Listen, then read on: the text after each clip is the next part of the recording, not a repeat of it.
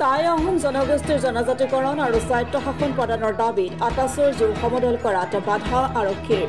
টাই আহোম জনগোষ্ঠীৰ জনজাতিকৰণ আৰু স্বায়ত্তশাসন প্ৰদানৰ দাবীত নিশা জোৰ সমদলেৰে প্ৰতিবাদ জনাই আটাছুৱে। সদৌ টাই আহোম ছাত্ৰ সন্থাৰ আহ্বান মৰ্মে জনজাতিকৰণৰ দাবীত জিলাই জিলাই প্ৰতিবাদ সাব্যস্ত কৰিছে আটাছুৱে।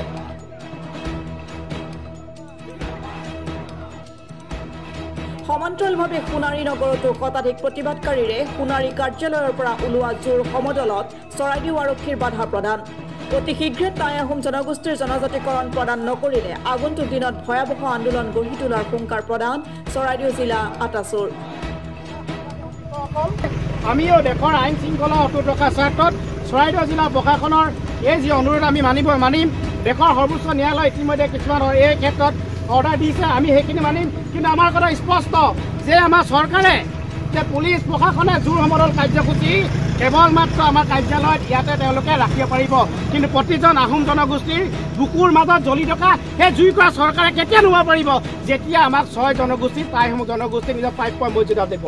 আমাৰ ভিতৰত যি কোৱা জুই জ্বলি আছে সেই জুই কোৱা আমাৰ জ্বলিয়ে থাকিব।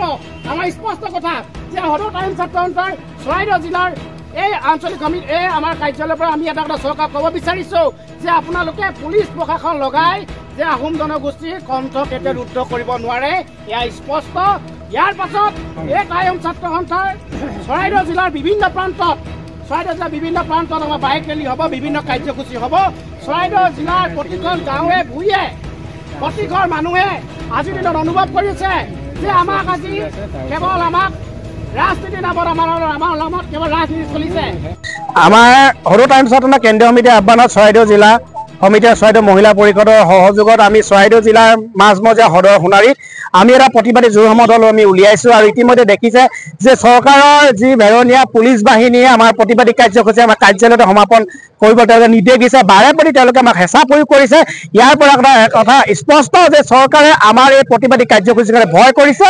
চৰকাৰে যদি ভয় কৰিছে তেন্তে চৰকাৰক আমি শেষবাৰ ক'ব বিচাৰিছোঁ যে চৰকাৰে ভাৰতবৰ্ষৰ সংবিধানক সন্মান জনাই আমি কৈছোঁ যে আমি সংবিধানখনক সন্মান জনাই আমাৰ জন্মস্বত্বৰ যিটো অধিকাৰ সেই অধিকাৰটো বিচাৰিছোঁ। আমাক কৈছে আমি সংবিধানৰ 6 অনুসূচী অনুসৰি টাই আহোম জনগোষ্ঠীক জনজাতীয় মৰ্যাদা প্ৰদান কৰক আৰু সমান্তৰালভাৱে আমাক স্বায়ত্ব শাসন প্ৰদান কৰক।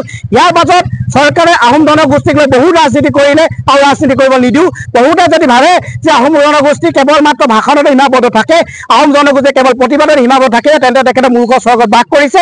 আহোম জনগোষ্ঠী কোনো আৱেগ নহয়।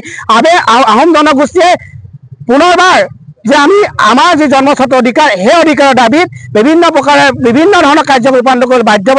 স্পষ্ট কথা আমাৰ অধিকাৰ আমাক লাগিবই। সেইটো কাৰণে আমি শেষবাৰ চৰকাৰক কৈছোঁ যে সময় থাকোঁতে আপোনালোকে সেই জনগোষ্ঠীটোক যি প্ৰাপ্য মৰ্যাদা পাব লাগে সেই প্ৰাপ্য মৰ্যাদা অতি শীঘ্ৰে প্ৰদান কৰক। ইয়াৰ পাছত আহোম জনগোষ্ঠীয়ে নিজৰ সৰ্বোচ্চ ক্ষমতা প্ৰয়োগ কৰি যিখন আসনত বহি আহোম জনগোষ্ঠীক লৈ আপোনাৰ ৰাজনীতি কৰিছে সেই আসনখন উপুৱাই পেলাম, সেয়া স্পষ্ট কথা।